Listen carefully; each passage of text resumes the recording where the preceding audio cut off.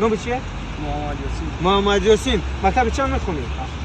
مکتب 72. سوال میدیم اگر سوال رو یافت هر یک سوال 10 سوم محمد یاسین از مکتب 72 تحفه میگیرد.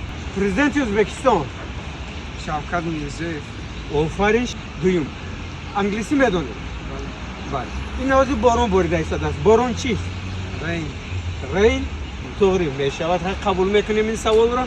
در پولی 20 سومانه تاجیکی سومونی عکس کیست؟ ابوالید میسیو. بدانست است. آفرین. آخرین سوال اگر دانستید مکافات 2 برابر میشود. تولد اسماعیل سامونی 840 میلیون شده. قبول داره. ما با شما 100 سوم وعده دادیم. مرحمت. با شما موفقیت و سربلندی. راضیه؟ بله. تاجیکستان با پیش. آفرین.